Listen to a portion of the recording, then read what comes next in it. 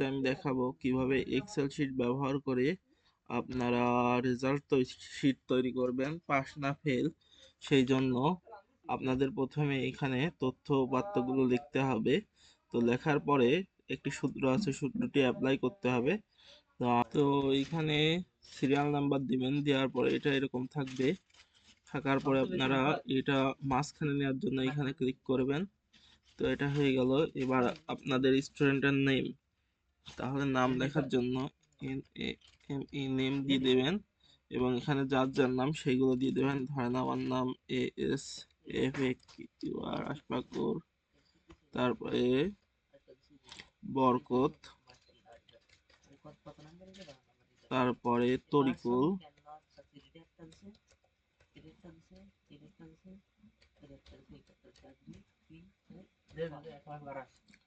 তারপরে এখানে মনে করেন যে কিছু মেয়েদের নাম দিয়ে দিই।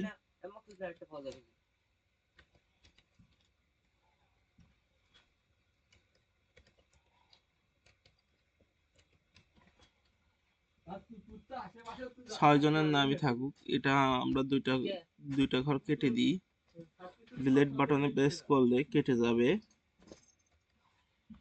তো এখানে আমাদের সাবজেক্ট গুলো লিখে নিই। বাংলা,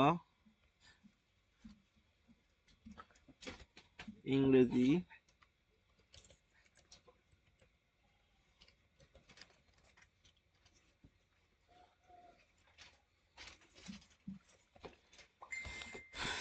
সায়েন্স, তারপরে যে সাবজেক্টটা আছে ম্যাথ, তারপরে আরেকটা সাবজেক্ট কি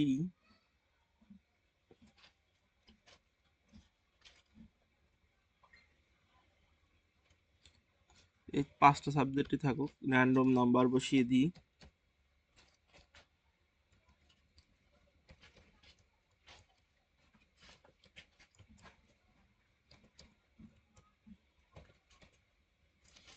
এখানে বেশি হয়ে গেছে, 36ই থাকুক।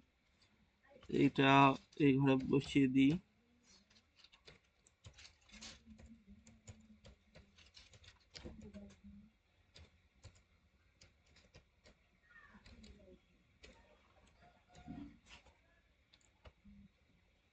সায়েন্সে এরা পেয়েছে 45, 85, 96, 45, 78। ম্যাথে নাম্বারটা পেয়েছে 98, 55, 89, 45, 63। এখন আমরা যে কাজটা করব সেটা হলো এই ঘরগুলোর নাম্বারগুলো সব মধ্যখানে নিয়ে আসবো। সেই জন্য এটা সিলেক্ট করে এখানে ক্লিক করব, তাহলে এই নাম্বারটা সিলেক্ট হয়ে গেল। এইবার এখানে লিখতে হবে পাস নাকি ফেল, আমরা সেই জিনিসটা দেখব। পাস নাকি ফেল সের জন্য এখানে এই চিহ্নটা দিয়ে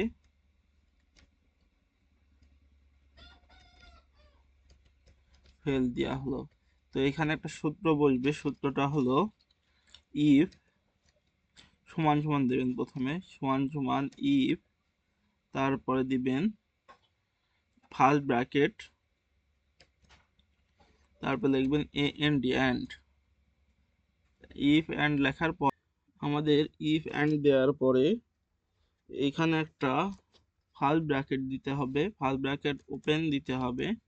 ওপেন দেওয়ার পরে এখানে লিখতে হবে যে এই সেলটা যদি আমার 33 থেকে বড় অথবা 33-এর সমান হয় তাহলে গ্রেটার দেন অথবা সমান সমান 33, 33-এর থেকে বড় অথবা সমান হলে এটা পাস অথবা ফেল হবে। তো এখানে আমরা কমা দিয়ে দেব,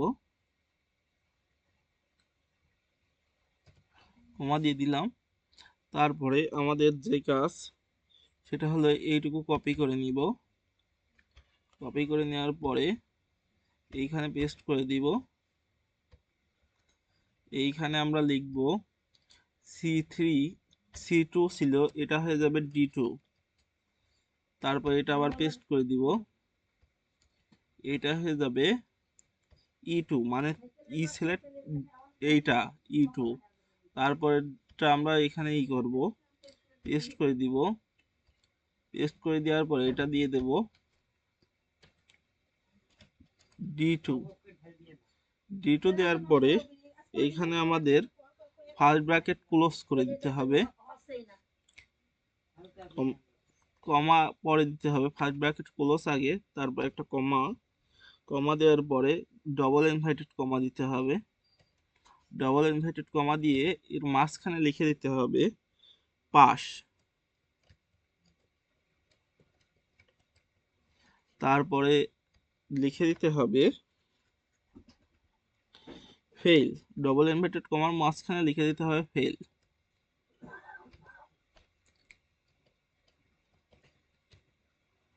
তো এটা লিখে দেওয়ার পরে আমাদের ফার্স্ট ব্র্যাকেট ক্লোজের সূত্রটা বসানো হয়ে গেছে। এখন দেখেন এইখানে ইফ অ্যান্ড C2 যদি, মানে এই সেলটা যদি 33 থেকে বড় অথবা সমান হয়, তারপর প্রত্যেকটা সেল যদি এরকম হয় তাহলে ইফ, যদি এরকম হয় তাহলে পাস হবে, আর যদি 33 থেকে কম হয় তাহলে ফেল হবে। আমরা এই সূত্রটা দেওয়ার পরে ইন্টার প্রেস করলে দেখেন পাস চলে আসছে, কারণ এখানে একটা সেলও 33-এর নিচে নেই, সুতরাং এইখানে সবগুলো পাস করছে। তারপর এখানে যদি আমরা ডবল ক্লিক করি তাহলে দেখেন এটা একটা 12 আছে এই সেলে, সেজন্য এটা ফেল হয়েছে। এই সেলে কোনো নেই, সেজন্য এগুলো পাস হয়েছে। এখানে 98 জায়গায় আমি যদি দিয়ে দিই 32, আর এখানে যদি একটা সিঙ্গেল ক্লিক করি দেখেন ফেল হয়ে যাচ্ছে। তো বোঝা যাচ্ছে যে আমাদের সূত্রটা ঠিক আছে। এখন আমরা একটা কাজ করতে পারি, এটা অল বর্ডার দিয়ে দিতে পারি। সেই জন্য এখানে সিলেক্ট করব, সিলেক্ট করার পরে এই বর্ডারে আসবো, বর্ডারে আসার পরে অল বর্ডারে ক্লিক করে দেব, তাহলে এটা কিন্তু দেখতে সুন্দর হবে। তো আমরা এইভাবে কি 5-6টা সাবজেক্টে মিলিয়ে সে পাস করছে অথবা ফেল করছে সেই রেজাল্ট শিটটা তৈরি করতে পারি।